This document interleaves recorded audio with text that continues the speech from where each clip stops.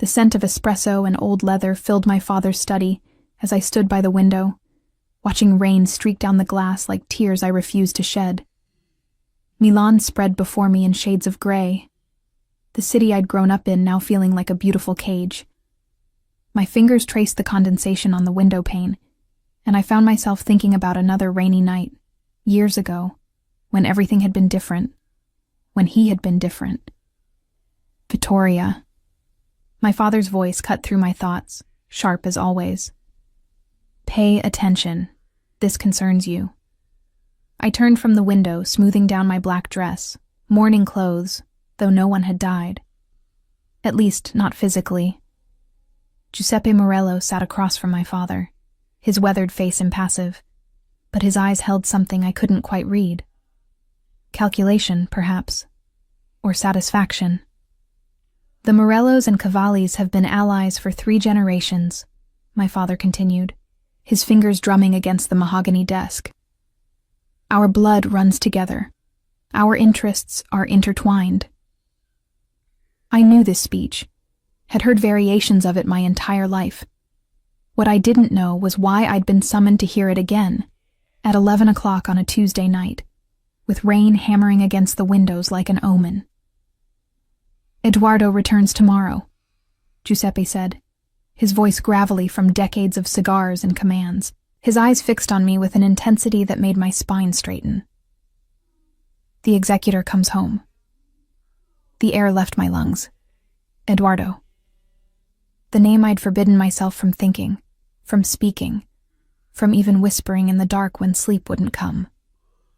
The name carved into my heart with the same blade that had once cut our palms, mixing our blood under a full moon when we'd been too young to understand what forever really meant.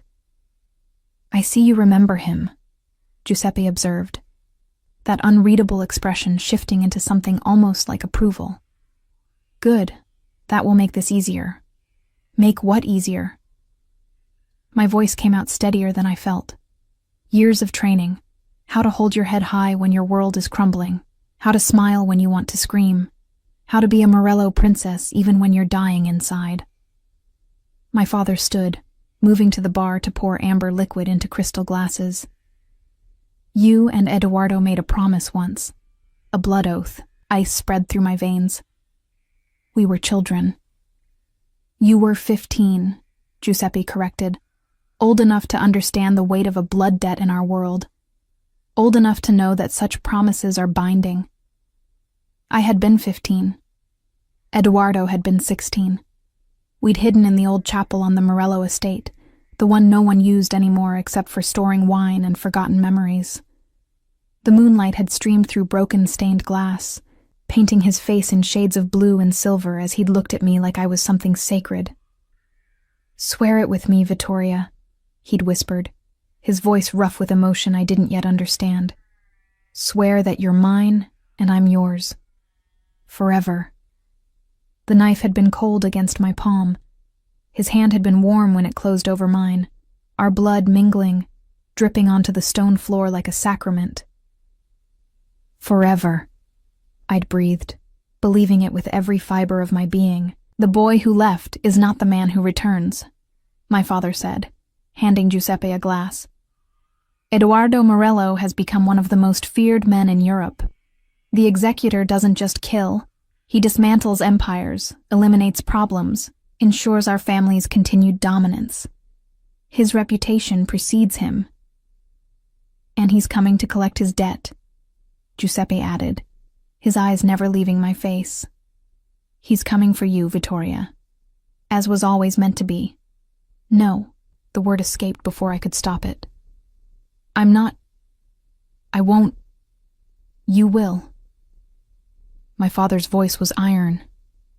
This isn't a request. The alliance between our families is strengthened by this union. Your marriage to Eduardo has been expected since you were children. The blood oath merely formalized what was always inevitable. Marriage. The word hung in the air like a noose.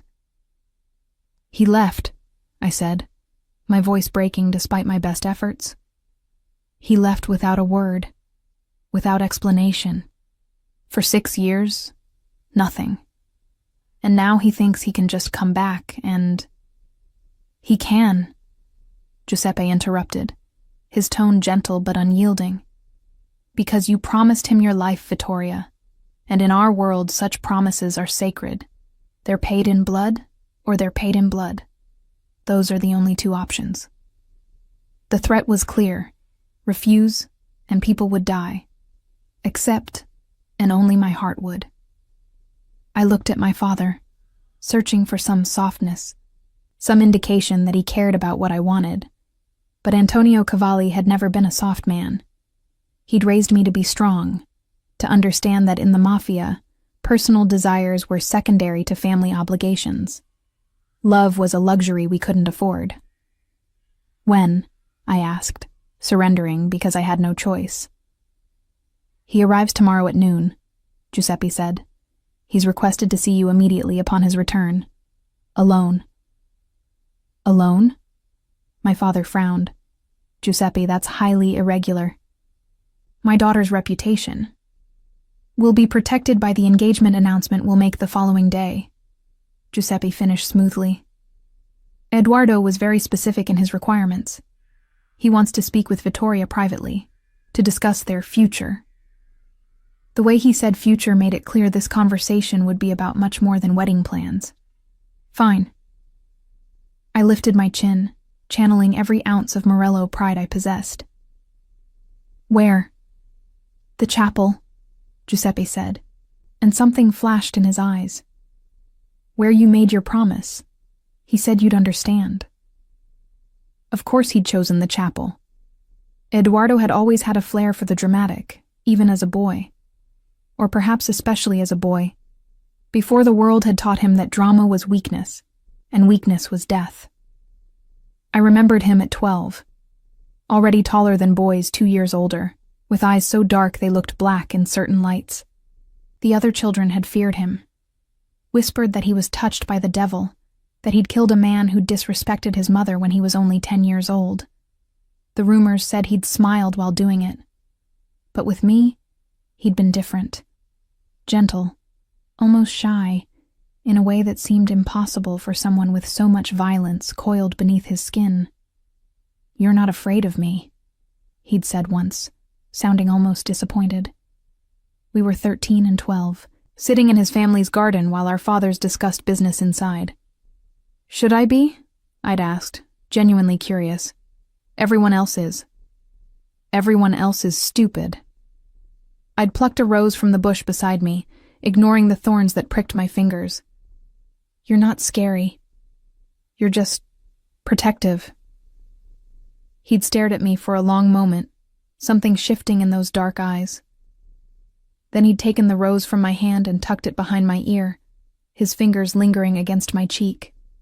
Protective, he'd repeated softly. Yes, I like that better than monster. Vittoria, my father's voice pulled me back to the present. This is an honor. The executor could have any woman he wanted. That he's chosen to honor the blood oath you made speaks to his integrity.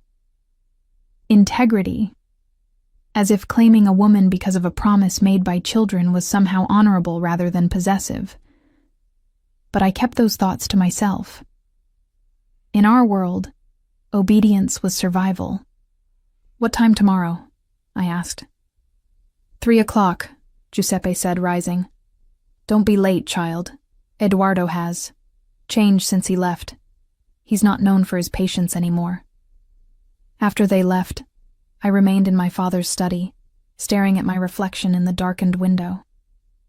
21 years old, and my life had been decided by a promise made when I was 15. A promise sealed in blood to a boy who no longer existed.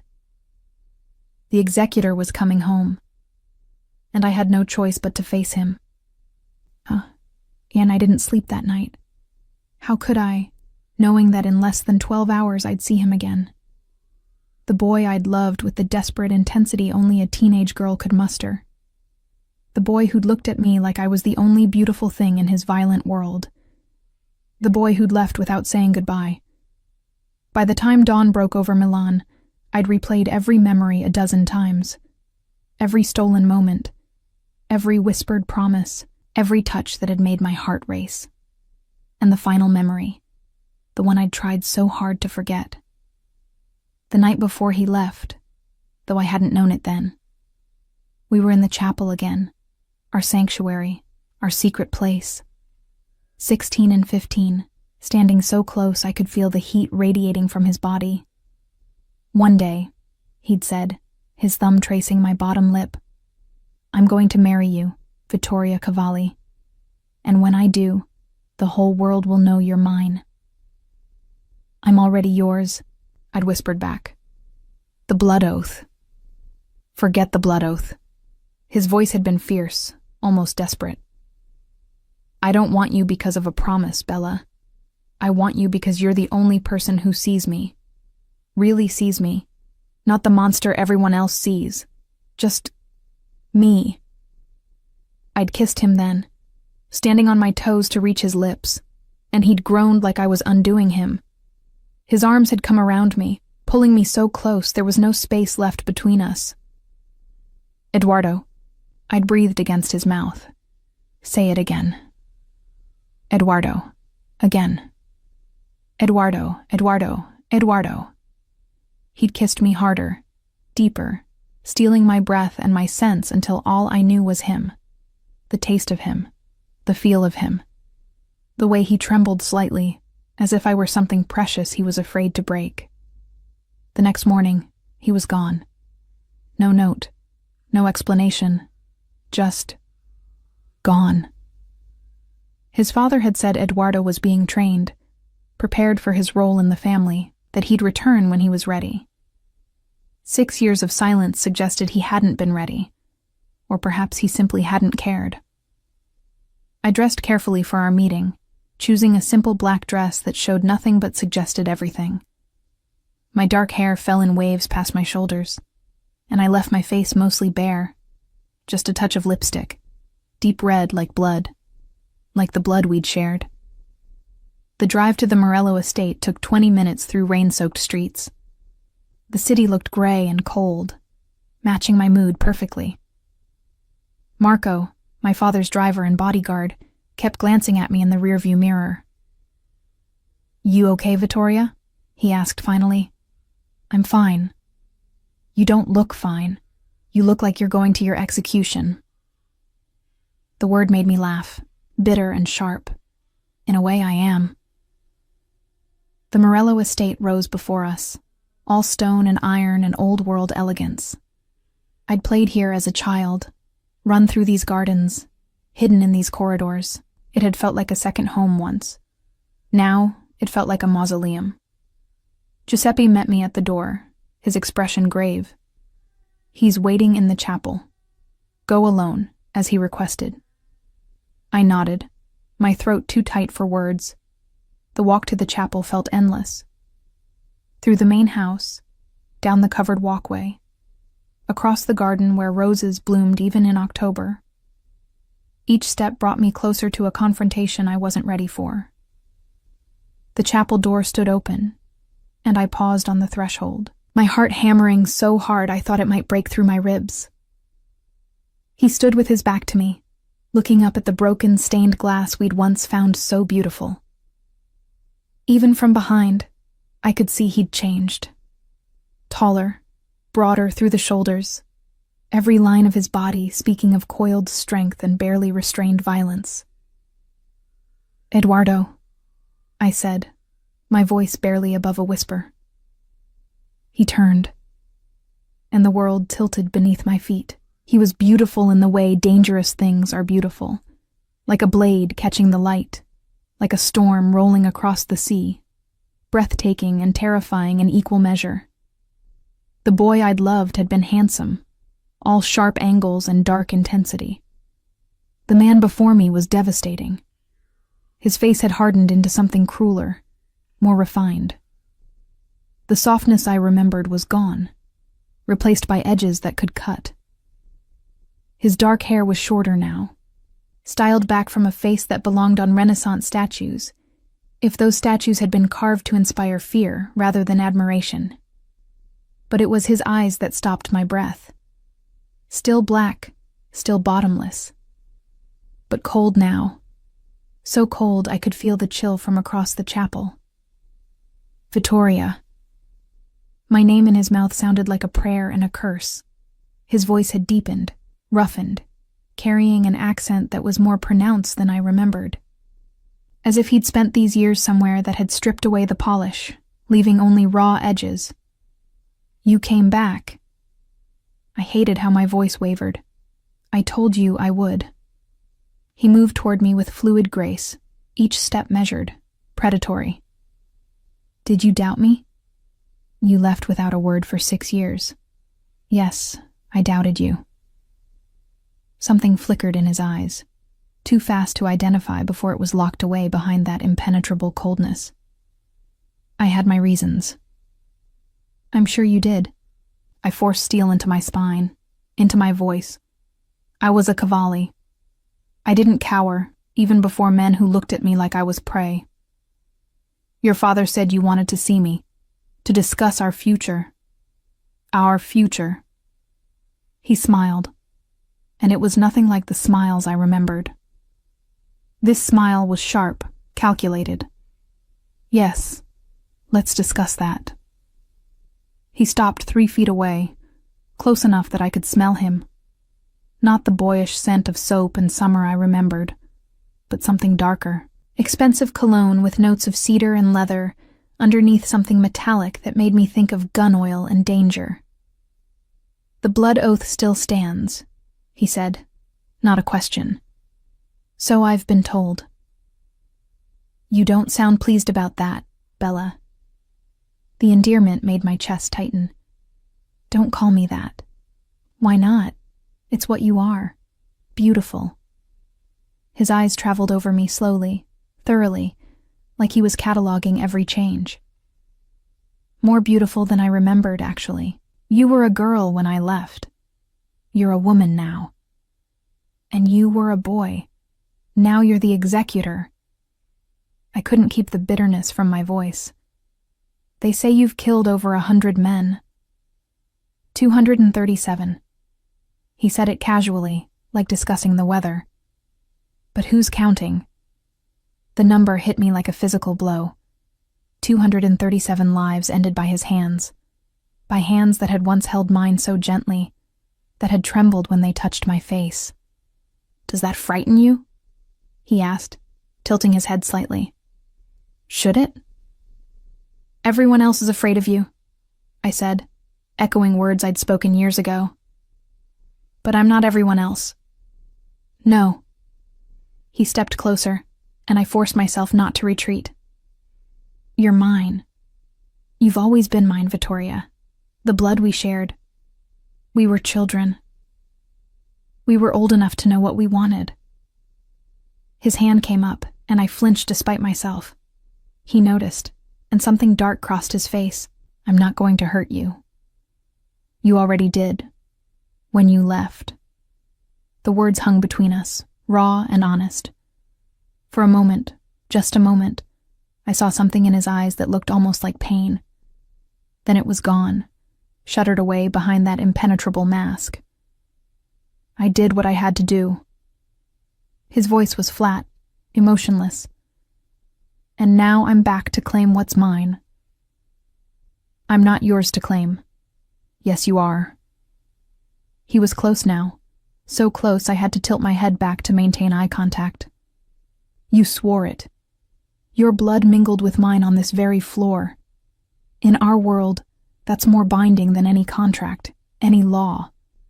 You belong to me, Vittoria, and I've come to collect. And if I refuse? His smile widened, showing teeth. You won't. The arrogance should have made me furious. Instead, I felt something else entirely, something warm and dangerous unfurling low in my stomach. How can you be so sure? Because I know you. His hand finally made contact, fingers trailing along my jaw with devastating gentleness. I know you used to sneak into the garden at midnight to look at the stars. I know you hate roses but love peonies. I know you cry during thunderstorms because your mother died during one. I know everything about you, Bella.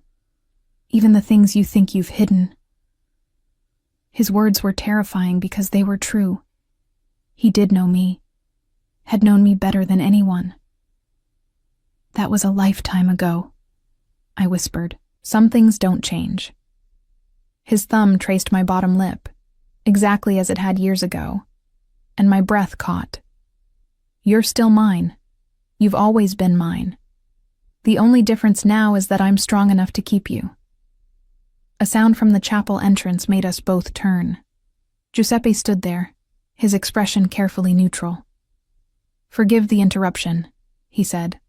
But Eduardo, there's someone here who demands to see you. She says it's urgent. She? I asked before I could stop myself.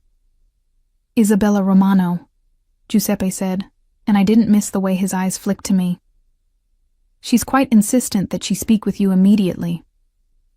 Eduardo's jaw tightened. Tell her to wait. She claims you promised her? I promised her nothing. His voice went cold, deadly. Tell her I'm busy. Who is Isabella Romano? I asked, though part of me didn't want to know. No one important. Eduardo's attention returned to me, but something had shifted. We're not finished here, Vittoria. Actually, we are. I stepped back, needing distance from his overwhelming presence. Your father wants to announce our engagement tomorrow. I assume you'll be there? Of course. Where else would I be? With Isabella Romano, perhaps.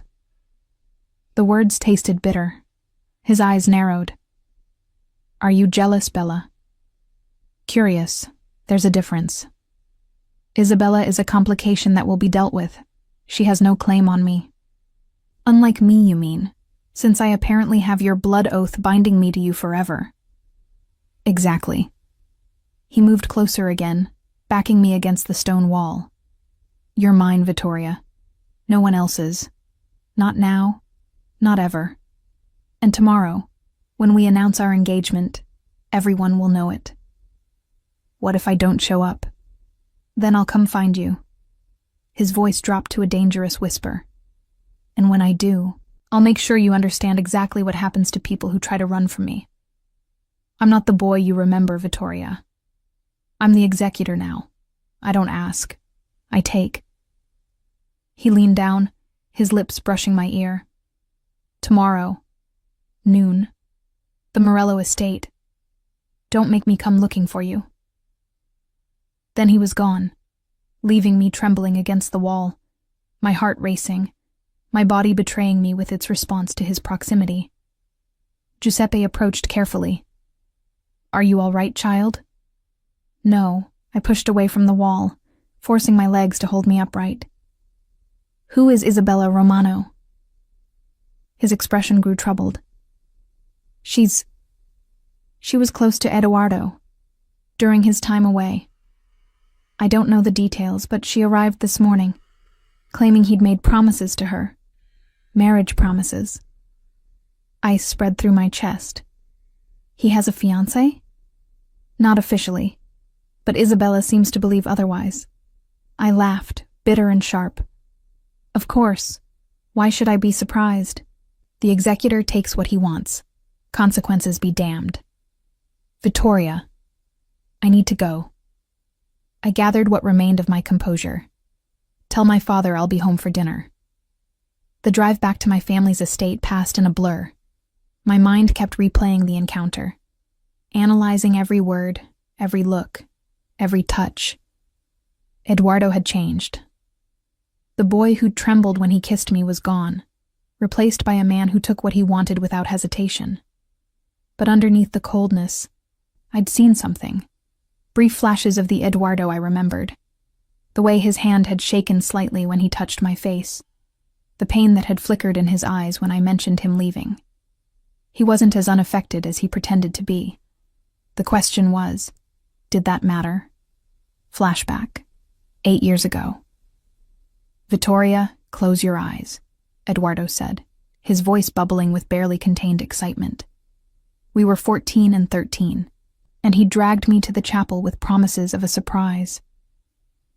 I closed my eyes obediently, trusting him completely.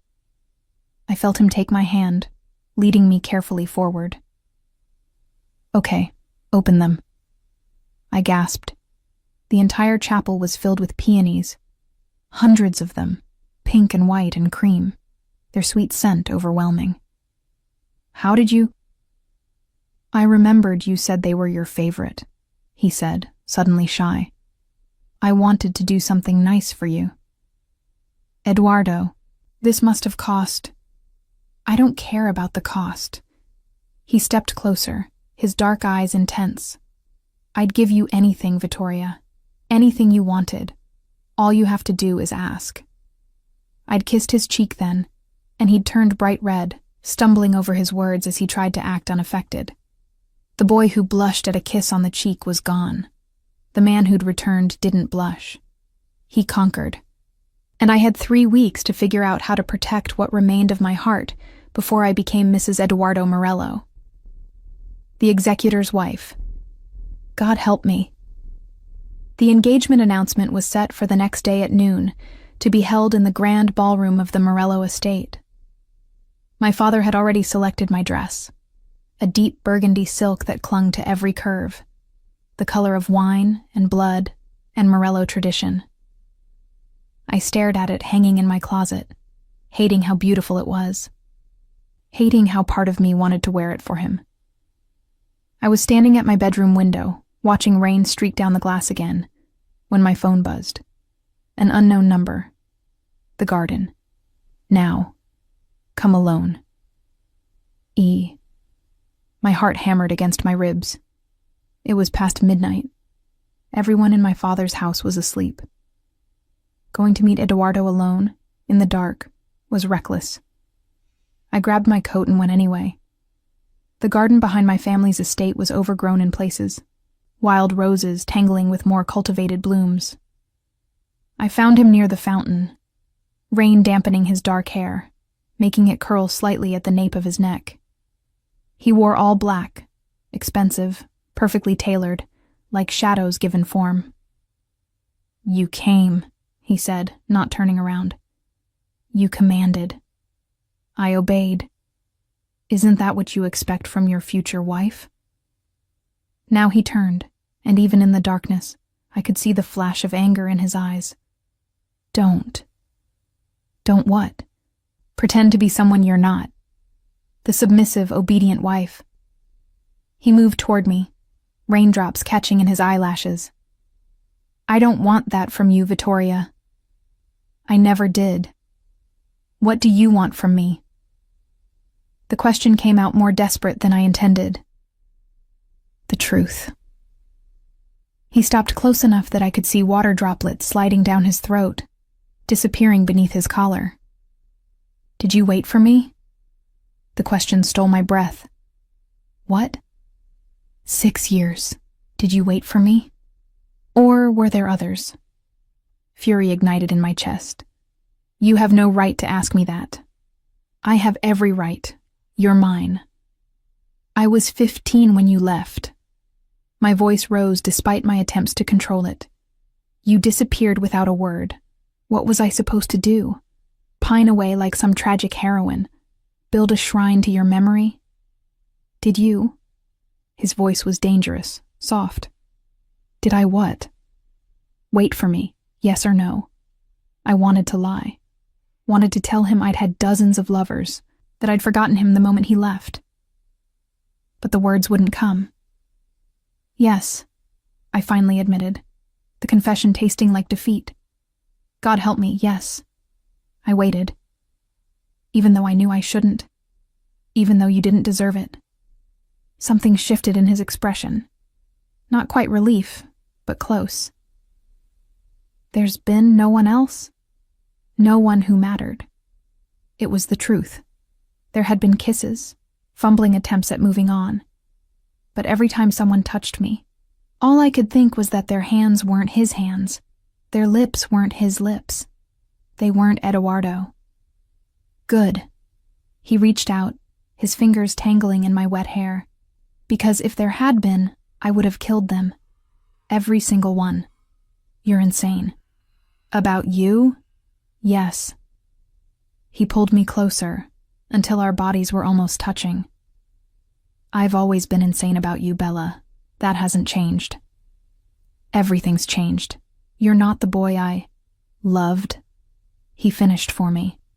Say it, Vittoria. Say you loved me. Flashback.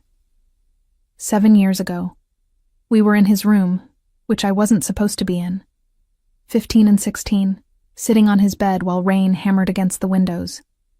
His parents were away. My father thought I was at a friend's house. Tell me something true, Eduardo said, lying beside me, our fingers intertwined. Something you've never told anyone else. I love thunderstorms, I whispered, even though they scare me, because my mother used to hold me during them before she died, and for those moments I felt completely safe. He was quiet for a long time. Then, I love you. My heart stopped. What? I love you, Vittoria Cavalli. I've loved you since we were children. I'll love you until I die. He rolled onto his side, his dark eyes intense in the lamplight. I know I'm not supposed to say it. I know it makes me weak. But it's true. You're the only good thing in my life. The only pure thing in this world of blood and violence. Eduardo. You don't have to say it back. I just needed you to know. In case something happens. In case... I kissed him to stop the words. Kissed him with all the desperate love a 15-year-old girl could feel. When we broke apart, we were both trembling. I love you too, I breathed against his lips. I love you too. I loved the boy you were, I told the man before me, pulling myself back to the present, but that boy is gone. No. His grip tightened in my hair, just shy of painful. He's not gone. He's just buried, under everything I've had to become. Why did you leave? The question I'd wanted to ask since the moment I saw him in the chapel finally escaped. If you loved me like you said, how could you just disappear? Pain flashed across his face, raw and real. Then his mask slammed back into place. That's not a conversation for tonight. When? Then. When will you explain? After we're married? After you've locked me in a cage made of blood oaths and tradition? I've never wanted to cage you. His voice roughened. I want to protect you. From what? From everything. Everyone. His other hand came up to frame my face, both of us soaking wet now, rain plastering my clothes to my skin. You don't understand how dangerous our world has become. The families are fractured. New players are moving in. The peace our fathers maintained is crumbling. What does that have to do with us? Everything. He leaned his forehead against mine, and for a moment, he was just Eduardo again. My Eduardo. You're my weakness, Vittoria. You always have been. And in this world, weakness gets you killed. Understanding dawned, cold and sharp. You left to protect me. I left because my father told me that enemies had learned about you, about what you meant to me. They were planning to use you against me, against the family. His voice went hollow. They were going to take you, hurt you, make me watch, and then kill you anyway, just to prove they could. So you disappeared. So I became someone they couldn't threaten. Someone so terrifying, so ruthless, that the mere thought of crossing me would make them reconsider. His thumbs traced my cheekbones. I became the executor. I killed everyone who'd even thought about touching you. And then I kept killing, building a reputation so fearsome that no one would dare to use you against me ever again.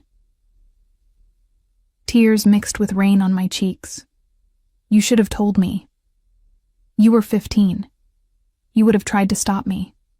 Or worse, you would have waited, hoping I'd come back the same. I needed you to move on, to forget me. I couldn't. I know. He smiled, sad and broken. I watched you, Vittoria. All these years. I had people reporting back to me.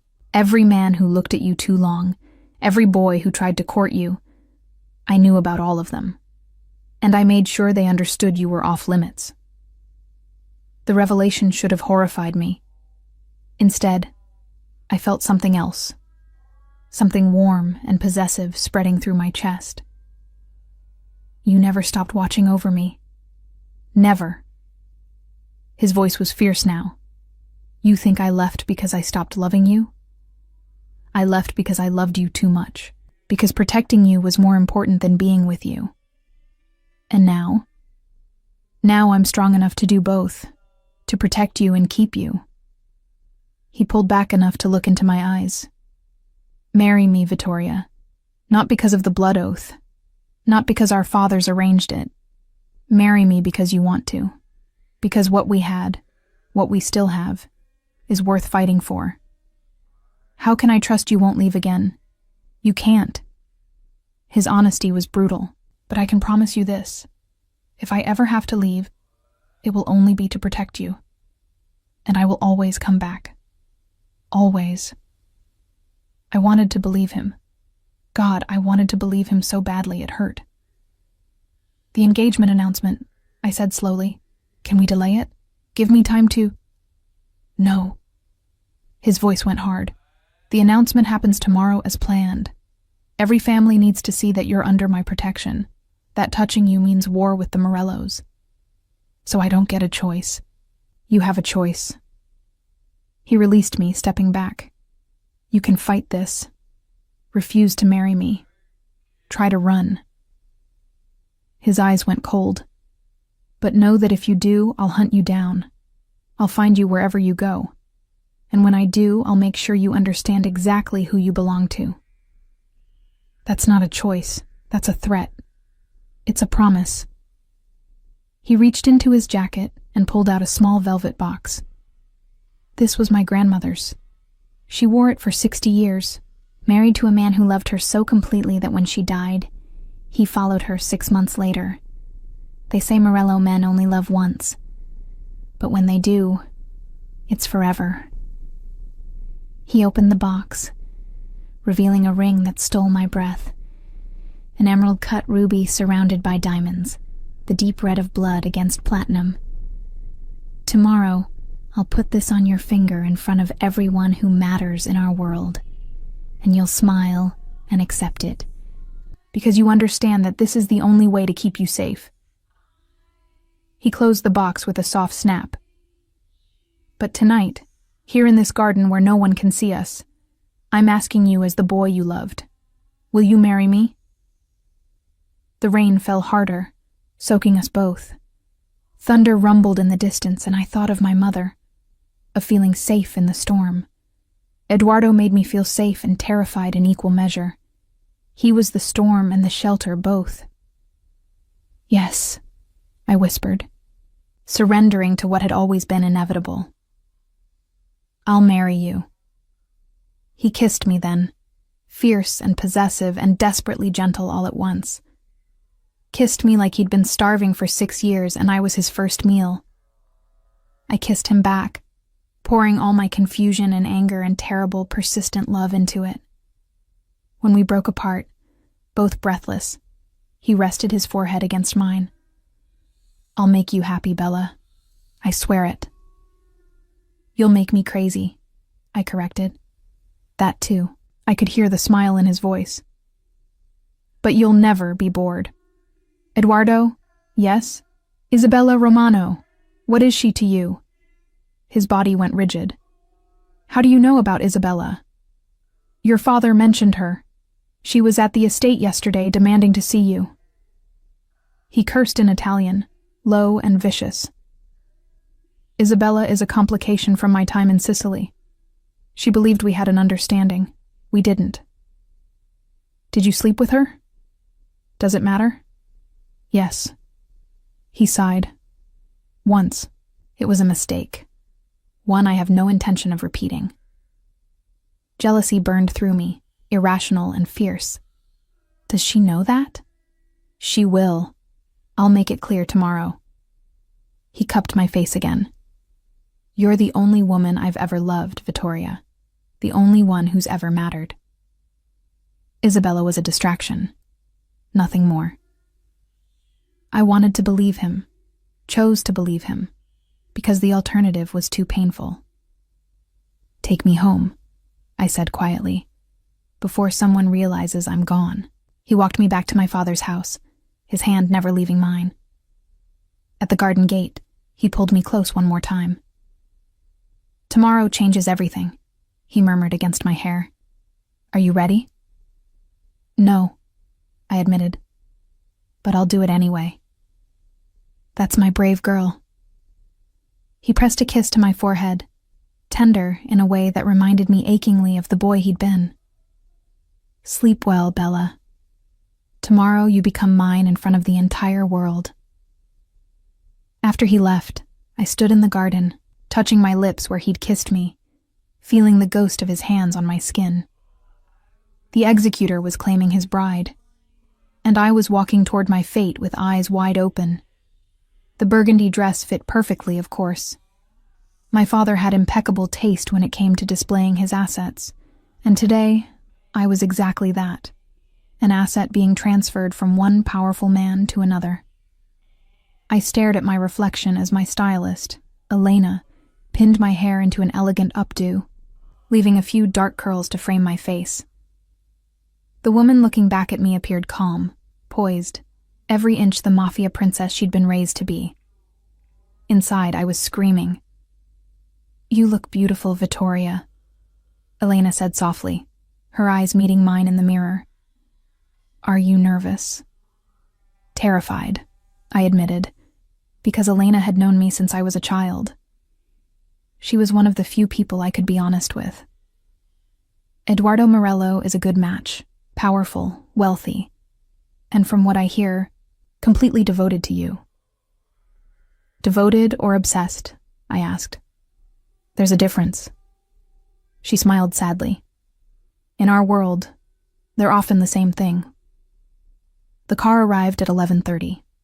Black, sleek, bulletproof windows, because of course the executor's fiancé would need protection.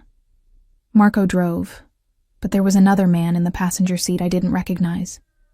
Young, maybe 25, with sharp eyes that constantly scanned our surroundings. "Who's he?" I asked Marco. "Luca. He's been assigned to your security detail. Eduardo's orders." "I have a security detail now?" "You're marrying the executor, Miss Cavalli. Of course you have a security detail." The Morello estate looked different in daylight. The gardens were perfectly manicured, the mansion gleaming white against the gray sky. Cars lined the circular driveway, expensive vehicles belonging to families whose names carried weight and fear in equal measure.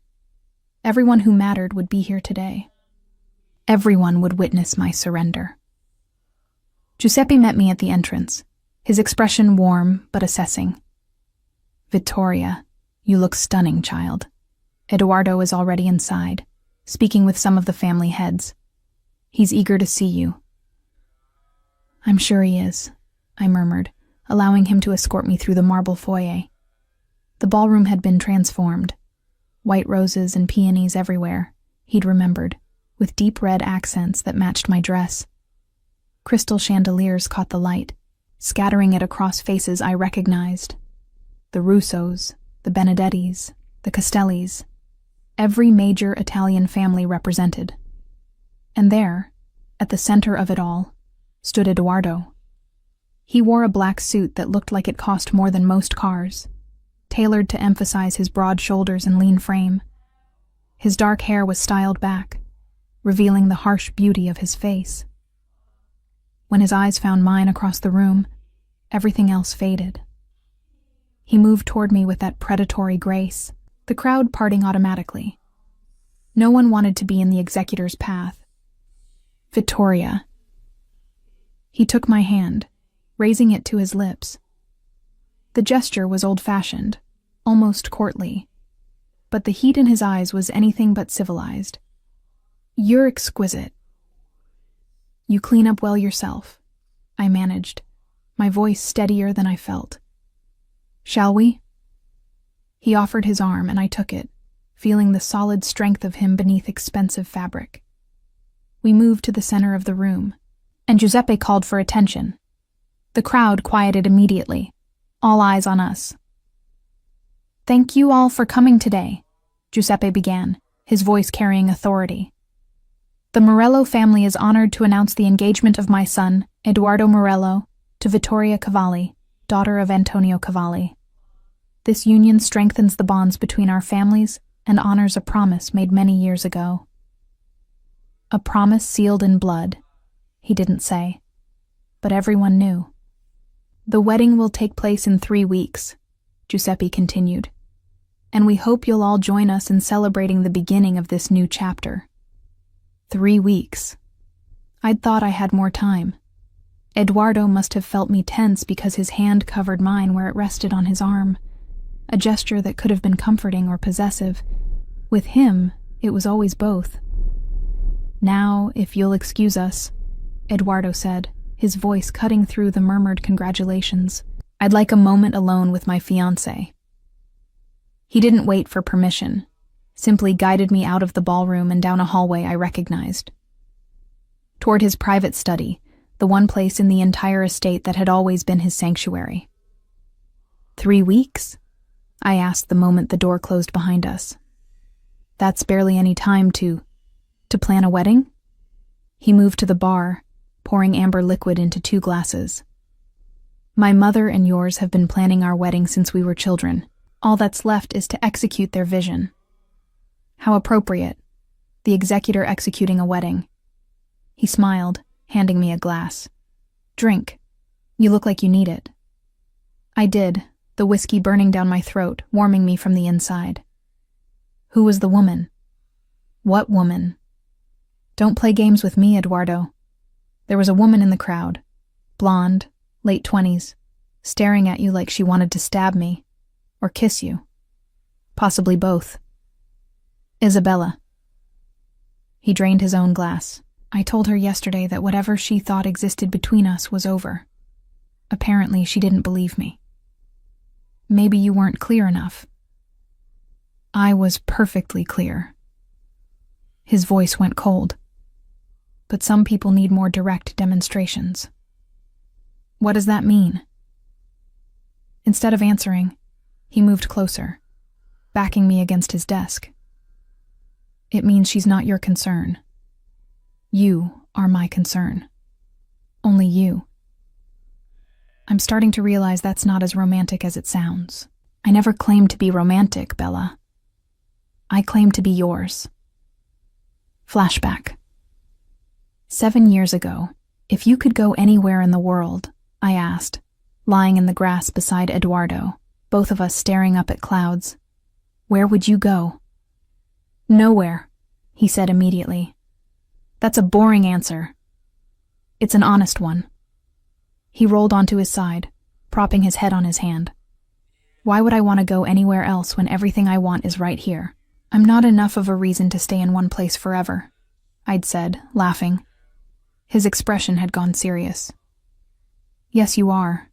You're the only reason that matters." "You said the wedding is in 3 weeks," I said, pulling myself back to the present. "Where will we live?" "Here. This estate will be ours. My father is moving to the villa in Como. You've already decided everything. I've planned for every contingency." He reached into his jacket, pulling out the velvet box from last night. "But first, this." He opened it, revealing the ruby ring, and took my left hand. The ring slid onto my finger perfectly, the weight of it immediately noticeable. Not just because of the stones, but because of what it represented. Ownership, claiming, forever. "There," he said, his thumb stroking over the ring. "Now everyone knows you're mine." A knock at the door interrupted whatever I might have said. Edoardo's jaw tightened. "What?" he called out, irritation clear in his voice. The door opened, and a young woman entered. Not Isabella. This woman was dark-haired, beautiful in a sharp, dangerous way. She wore black, and I noticed the slight bulge at her hip that suggested a concealed weapon. "Forgive the interruption," she said, her accent marking her as Sicilian. But we have a problem. Chiara. Eduardo's voice went flat. This better be important. It is. Her eyes flicked to me, assessing. The Calabrians are here, uninvited, and they're asking about your fiancé. Ice spread through my veins. The Calabrian family was notorious, brutal, unpredictable, and currently at odds with the Morellos over territory disputes. How many? Eduardo's entire demeanor changed, the man I'd been talking to disappearing behind the executor's mask. 4, plus security. They claim they're here to offer congratulations, but they're here to assess her, to see if she's a viable target. He turned to me, his expression grim. Stay here, lock the door behind me. Don't open it for anyone but me or Chiara. Eduardo. This is not a request, Vittoria. His hand cupped my face, almost gentle. Do you understand? Lock the door. Wait for me. Before I could respond, he was gone, Chiara following. I locked the door with shaking hands, then moved to the window. From here, I could see the front of the estate. 4 black SUVs were parked near the entrance, men in dark suits standing beside them. One of them looked up, and even from this distance, I could see him smile. He'd seen me, marked me. I stepped back from the window, my heart racing. This was my life now, not just luxury and power, but targets and threats. Men who would hurt me just to get to Eduardo. The door handle rattled, and I jumped. Vittoria, it's me. Chiara, let me in. I hesitated, then unlocked the door. The woman slipped inside, immediately moving to check the window. They're leaving, she said. Eduardo made his position clear. What position? That anyone who even thinks about touching you will die screaming. She turned to face me, her expression neutral. I'm Chiara Russo. I'll be heading your security detail. You're my bodyguard? I'm your shadow. Wherever you go, I go. Whatever you need, I provide. And if anyone tries to hurt you, I put bullets in them until they stop moving. The casual way she said it made my stomach turn. That's not necessary. I can take care of myself. No, you can't. Her voice wasn't unkind, just factual. You're not trained for this world, Vittoria. You've been sheltered, protected. But now you're engaged to the executor, which makes you a target for every family that wants to undermine the Morellos. I'm here to make sure you survive long enough to walk down the aisle. This is insane. This is reality. She moved to the bar, pouring herself a drink. Get used to it. In 3 weeks, you'll be Mrs. Eduardo Morello, the executor's wife. Every decision you make, every person you speak to, every place you go, it all matters. It all has consequences. The door opened again, and Eduardo entered, his expression thunderous.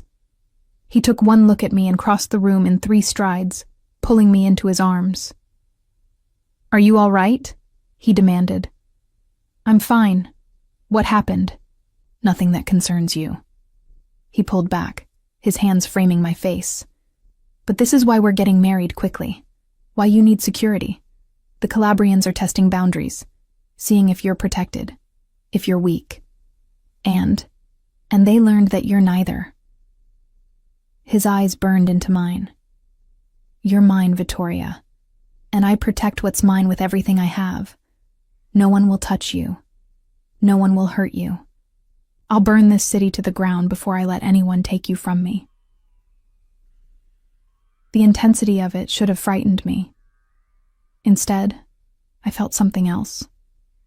Something warm and safe settling into my chest.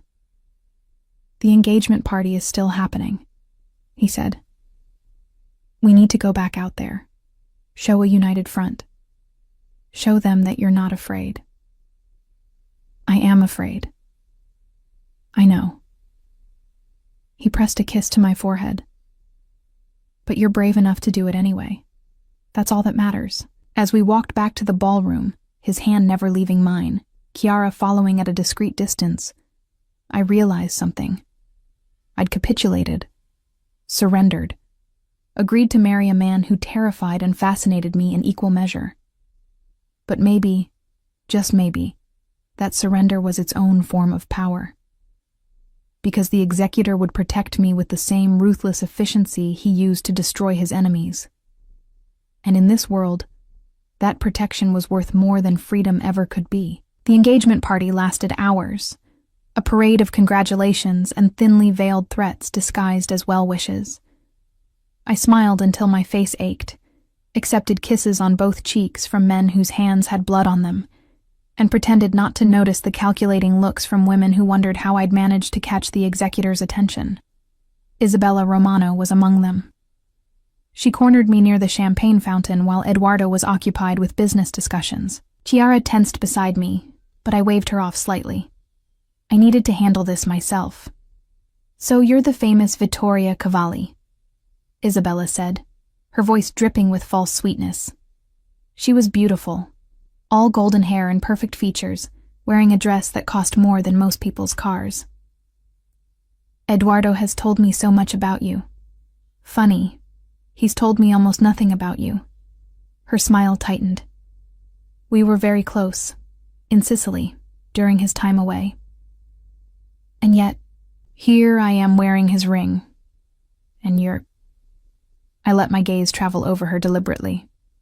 "Not. The ring doesn't mean anything. It's politics, family obligation."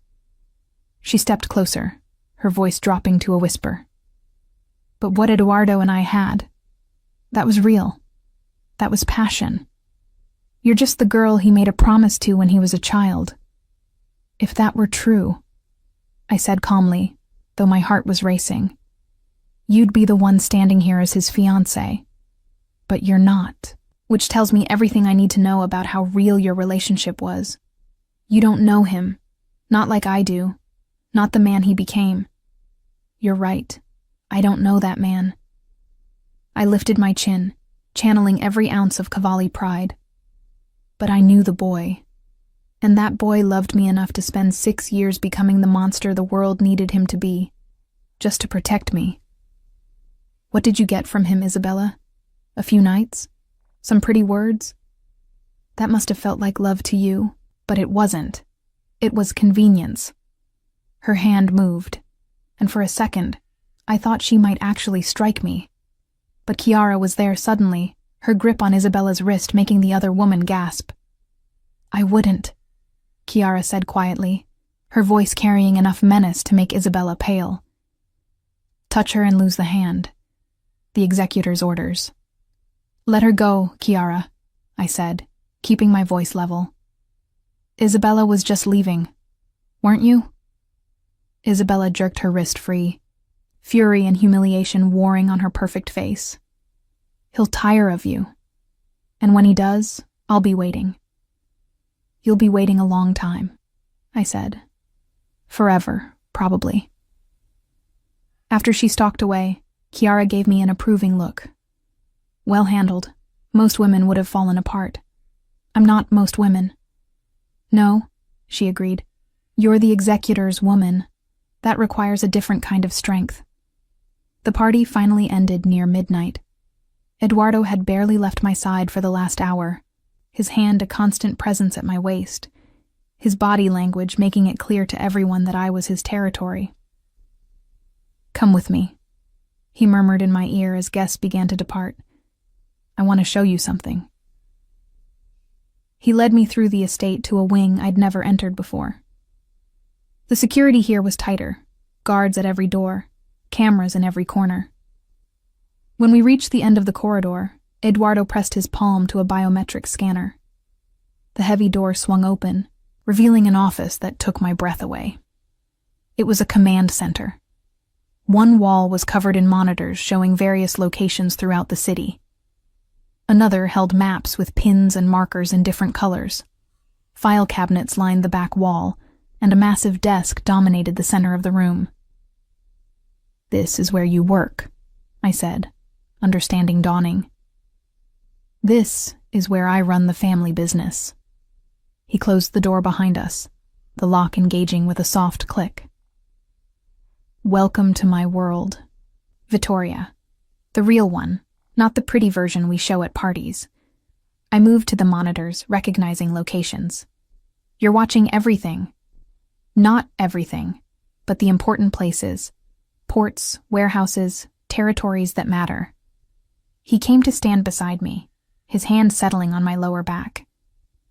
When you marry me in 3 weeks, you'll have access to this room. To all of it. I turned to stare at him. Why would you show me this? Because I meant what I said. You're not just going to be my wife. You're going to be my partner. My equal. His eyes were intense, burning with something I couldn't quite name. I need someone I can trust absolutely. Someone who understands what we do and why. Someone who can stand beside me when things get dark. You want me to be part of this? The business? I want you to understand it, to see why certain decisions have to be made. He turned me to face him fully. In 2 days, I have to do something. Something that will secure our family's position, but will also be brutal. And I need you to know why. Ice spread through my chest. What are you going to do? The Calabrians who came today? They weren't just assessing you. They were delivering a message.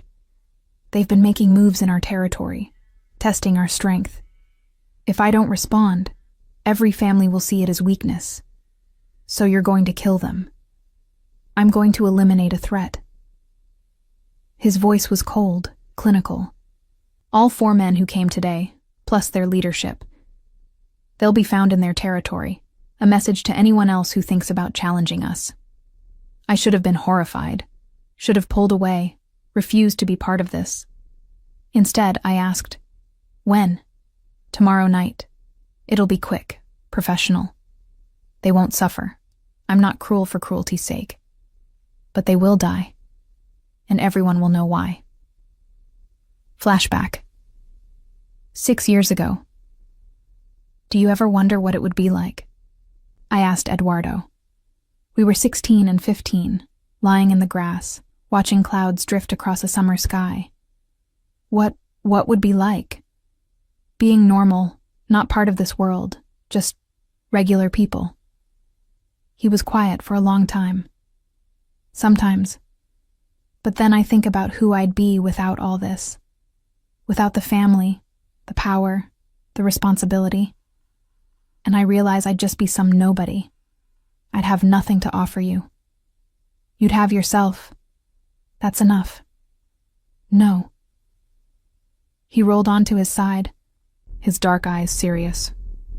It's not. You deserve everything, Vittoria. Everything. And the only way I can give you that is by being who I am.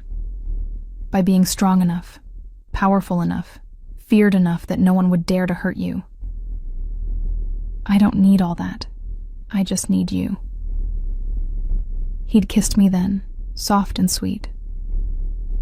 You have me, always. But you'll have everything else too. I promise.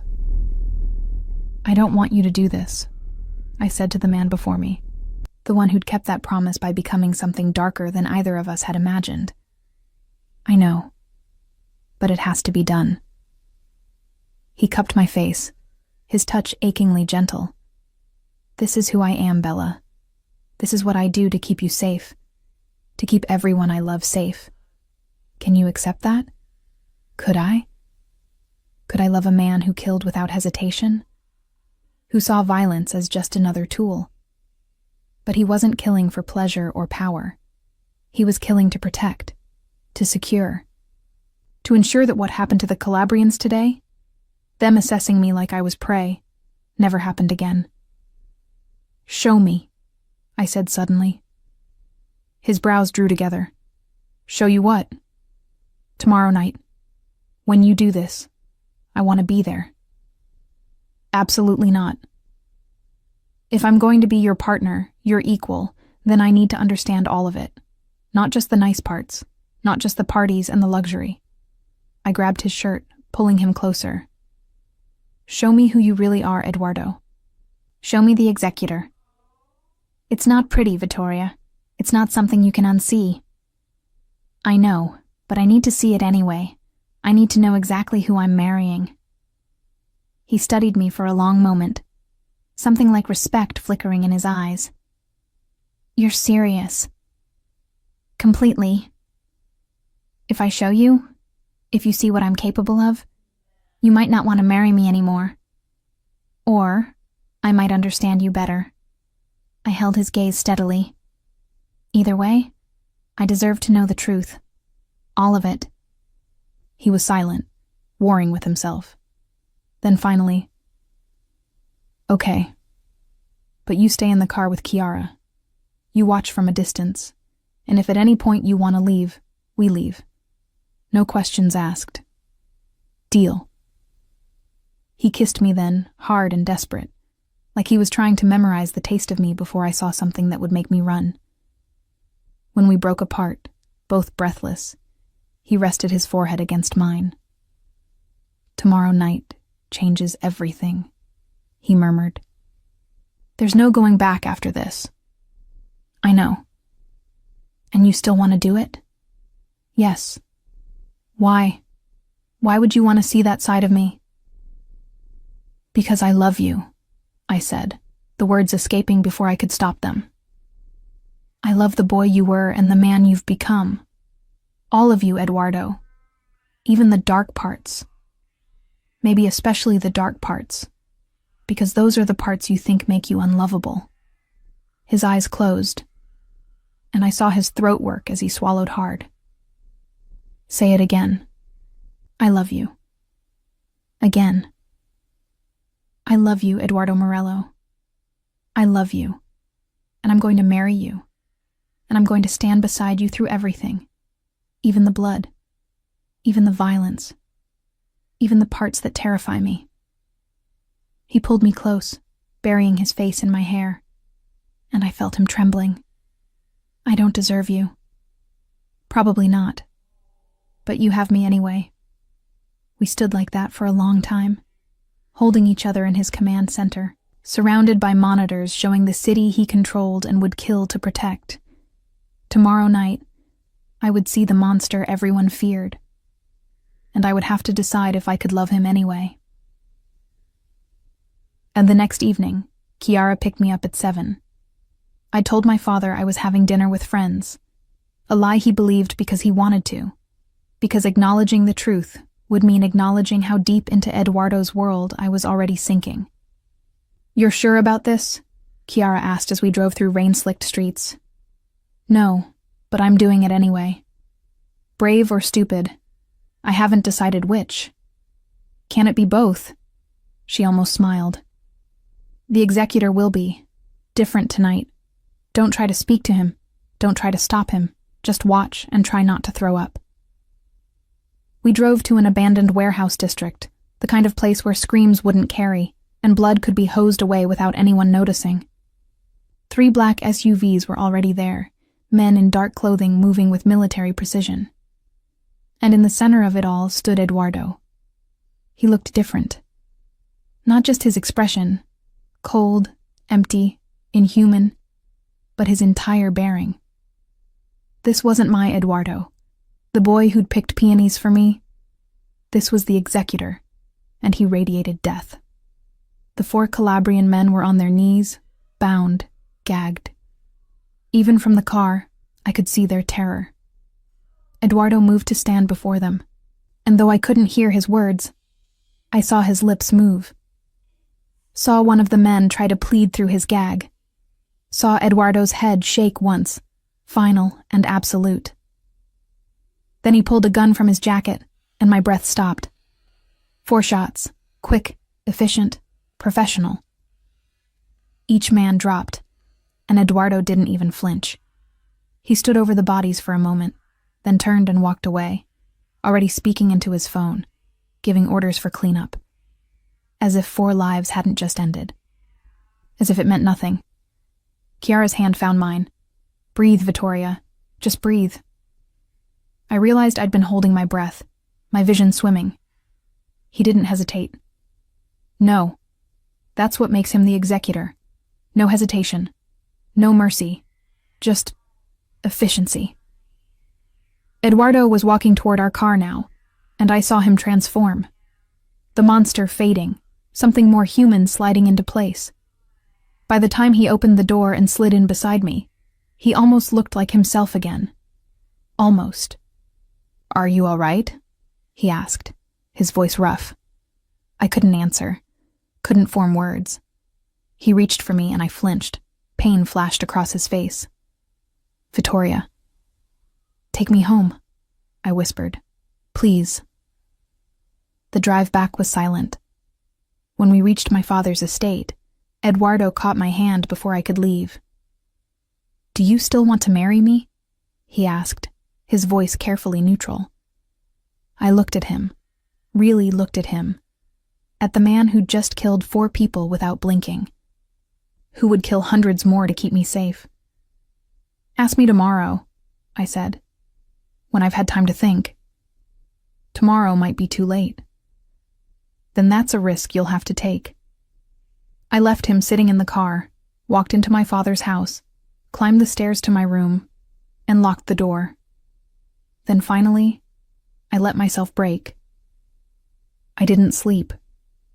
How could I, with the image of those 4 men falling burned into my retinas? Every time I closed my eyes, I saw Eduardo's face. Empty, cold, inhuman. The executor, not the boy I'd loved. By dawn, I still didn't have an answer to his question. Did I still want to marry him? My phone buzzed at 6 a.m. "Eduardo, I need to see you. It's important. The chapel, 1 hour." I should have ignored it. Should have taken time to process everything, to decide if I could live with a man who killed so easily. But I was already getting dressed. The chapel looked the same as it always had. Broken stained glass. Stone floor still stained with our blood from years ago. Morning light filtering through the cracks. Eduardo stood in the center, and when he turned to face me, I saw something I'd never seen before. Fear. "You came," he said, relief evident in his voice. "You said it was important." "It is." He moved toward me, stopping just out of reach. "I need to explain. About last night. You killed 4 men without hesitation. What's there to explain?" "Everything." His jaw tightened. "Those men weren't innocent, Vittoria. They've been trafficking weapons to terrorist organizations, using our city as a distribution point. When they started operating in Morello territory, they knew the consequences. So you appointed yourself judge, jury, and executioner?" "Yes." No apology in his voice. "Because if I don't maintain order, if I let threats go unchecked, everything falls apart. And when things fall apart in our world, innocent people die. Women, children, people who have nothing to do with this life. That's convenient justification. It's the truth." He took a step closer. "I'm not asking you to approve of what I do. I'm asking you to understand why I do it. Every person I kill, every order I give, it's to protect something. To protect our family. To protect you." Flashback. 4 days before he left, 7 years ago. We were in his father's library, Eduardo teaching me chess. He was patient, explaining each piece's movement, but his mind was clearly elsewhere. "What's wrong?" I'd asked, moving my knight. "Nothing." "Liar. You've been distant all week." He'd captured my knight with his bishop, then looked up at me with haunted eyes. "What would you do if you had to make an impossible choice? Between protecting someone you love and being with them?" "That's not a fair question. There shouldn't have to be a choice. But if there was..." I'd thought about it carefully. I'd choose whatever kept them safest. Even if it hurt. Even if it meant losing them. Even if they hated you for it. Even then. I'd reached across the board to take his hand. Because love isn't just about being together. It's about wanting the other person to survive, to thrive, even if you're not there to see it." He'd stared at our joined hands for a long moment. Then he'd whispered, "I hope you remember you said that." "You left to protect me," I said now, understanding flooding through me. "And you became the executor for the same reason, to be strong enough, feared enough, that no one would ever dare to hurt me." "Yes. But what about you?" My voice cracked. "What about the boy you were? The gentle, sweet boy who picked me flowers and blushed when I kissed his cheek? Did you have to kill him too?" Pain flashed across his face. "I didn't kill him. I buried him. Deep enough that the world couldn't use him as a weakness. Deep enough that I couldn't find him anymore. That no one could hurt him." He closed the distance between us, his hands coming up to frame my face. "But he's still there, Vittoria, still alive. He only comes out for you. Only you. Prove it." He didn't hesitate, didn't think. Just kissed me with such desperate tenderness that tears spilled down my cheeks. This wasn't the executor kissing me. This was Eduardo. My Eduardo. The boy who'd sworn he was mine before either of us understood what forever meant. When we broke apart, both trembling, he rested his forehead against mine. "I love you," he breathed. "I've loved you since we were children. I'll love you until I die. And yes, I'm a monster. Yes, I kill. But never without reason. Never without purpose. And never, ever you. You're sacred to me, Vittoria. You're the only good thing I have left." "Eduardo." The chapel door burst open. Chiara stood there, her face pale, weapon drawn. "We have a problem. Isabella Romano. She's taken hostages at the Cavalli estate." My blood turned to ice. "What?" "She's demanding to speak with you and Eduardo. Says if you don't come within the hour, she starts killing people." Chiara's voice was grim. "Your father is one of the hostages, Vittoria, and your cousin Maria. 3 others." Eduardo's entire demeanor changed in an instant. The gentle lover disappeared, the executor emerging like a blade from its sheath. "How many with her?" he demanded. "Unknown. At least 4 armed men. They got in through the service entrance during the shift change." "Fuck." He turned to me, his eyes hard. "Stay here, with Chiara. Don't move until I come back." "No." I grabbed his arm. "If she wants both of us, we both go." "Absolutely not. I'm not putting you in danger. My father is in there. My family. I'm going. Vittoria, this is my choice. Eduardo, mine." I held his gaze steadily. "You asked me last night if I still wanted to marry you. Here's your answer. Yes. I do. I want to marry you, stand beside you, be your partner in all of this. But that means you don't get to shut me out when things get dangerous. We face it together." Something shifted in his expression. Pride, perhaps, or fear. Maybe both. "Together," he agreed finally. "But you follow my orders exactly. No arguments. No arguments." The drive to my father's estate took 12 minutes that felt like 12 hours. Eduardo made calls the entire way, coordinating his men, planning the assault. By the time we arrived, the property was surrounded by Morello soldiers. Giuseppe met us at the perimeter, his face grave. "She has them in the main dining room, 2nd floor. Says she wants to negotiate." "There's no negotiation," Eduardo said coldly. "She has 2 options, surrender or die." "Let me talk to her," I said.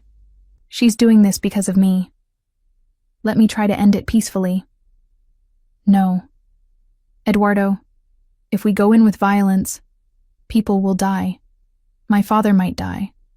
Let me try first." He looked like he wanted to refuse, but finally he nodded. 5 minutes. You have 5 minutes to convince her to stand down. After that, I'm coming in, and I won't be gentle." They gave me a wire, a tiny earpiece so Eduardo could hear everything. Then Chiara and I walked to the front entrance while Eduardo's men positioned themselves around the building. Isabella met us in the foyer. She looked different from the polished woman at the engagement party. Wild now, desperate, and holding a gun. "Vittoria Cavalli," she said, her voice shaking. "The famous childhood sweetheart. Do you know what it's like, loving someone who can't love you back? Who's so obsessed with a ghost from his past that he can't see what's right in front of him?" "I'm not a ghost, Isabella. I'm very real. You're a fantasy, an ideal he's built up in his mind over 6 years." She gestured with the gun toward the stairs. "Come.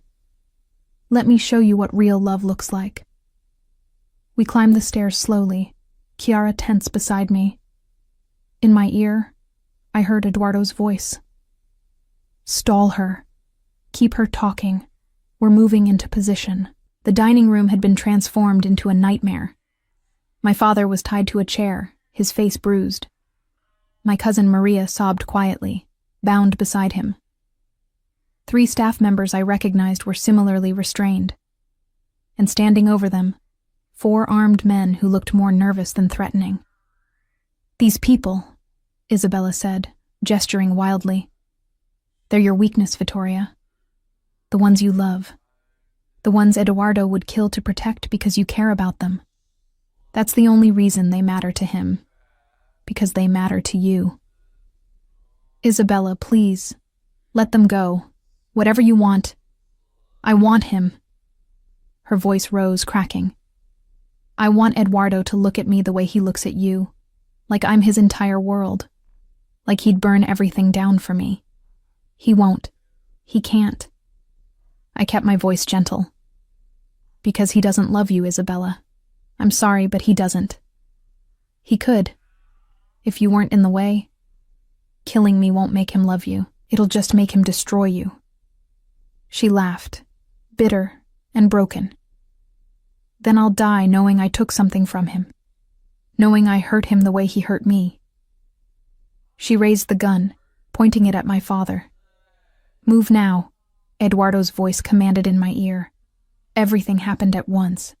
Windows shattered as Morello soldiers repelled into the room. Isabella spun, firing wildly. Chiara tackled me to the ground, covering my body with hers. Return fire erupted, deafening in the enclosed space. When the gunfire stopped, 3 of Isabella's men were down. The 4th had surrendered, hands up. And Isabella herself stood frozen, Eduardo's gun pressed to the base of her skull. "Drop it," he said, his voice deadly calm. "Or I paint these walls with your brain." The gun fell from her trembling hands. "Vittoria," Eduardo called, never taking his eyes off Isabella. "Are you hurt?" "No." I stood on shaking legs, Chiara helping me up. "I'm fine." "Good." To his men, "Cut them loose. Get the hostages medical attention. And take this one to the basement. I'll deal with her later." As they dragged Isabella away, still sobbing, Eduardo finally turned to me. In 3 strides he was there, pulling me into his arms, holding me so tightly I could barely breathe. "You scared me," he said roughly, his face buried in my hair. "When she pointed that gun at your father. When I thought she might." "I'm okay. We're all okay." He pulled back enough to look at me, his hands framing my face. "No more. No more danger. No more risks. You stay where I can protect you from now on." "Eduardo. I'm serious, Vittoria. I can't..." His voice broke. "I can't lose you. I'd rather die myself than watch you get hurt." I kissed him, soft and sure. "Then it's a good thing you're marrying me in 2 weeks, so you can keep me safe forever." 2 weeks is too long. His arms tightened around me. "Tomorrow. We get married tomorrow." "That's impossible. Nothing is impossible when you're the executor." He kissed me again, fierce and possessive. "Tomorrow you become my wife, Officially, legally, completely mine. No more waiting. No more chances for anyone to take you from me. What about Isabella? His eyes went cold. She threatened what's mine. There's only one punishment for that. Don't kill her. I grabbed his shirt. Please, she's broken and desperate, but she doesn't deserve to die. She pointed a gun at your father. At you. I know, but I'm asking you, as your future wife, as the woman you love, please, show mercy. Just this once. He was silent for a long moment, conflict warring on his face. Then finally, exile. She leaves Italy, never returns. If she ever sets foot in this country again, she dies. That's the only mercy I can show. Thank you. Don't thank me yet, Bella, because tomorrow, when you become my wife, you'll understand just how possessive I really am, how completely you'll belong to me. I already belong to you. The blood oath. Fuck the blood oath. He kissed me hard. You're mine because you choose to be, because you love me despite everything you've seen, because you're brave enough to stand beside the executor and call him yours. I do love you, all of you, even the dark parts. Then marry me tomorrow. Say yes. I thought about everything that had brought us here. The boy who'd picked me flowers, the monster he'd become to protect me, the blood we'd shared, and the future we'd build. Yes, I breathed. Tomorrow. Forever. Yes. The wedding was small, just family and a priest in the chapel where we'd made our blood oath. I wore white. Eduardo wore black. And when he slid his grandmother's ring onto my finger, I knew there was no going back. Not that I wanted to, because the truth was, I loved him. The boy and the monster both loved him with the same desperate intensity he loved me. When the priest pronounced us husband and wife, Eduardo kissed me like a drowning man finding air. Mine, he breathed against my lips. Yours, I agreed. Forever. And I meant it. Because some promises are sealed in blood. Some loves are written in violence and tenderness both. And some people are simply meant to belong to each other, no matter the cost. I was Mrs. Eduardo Morello now, the executor's wife, and I wouldn't have it any other way.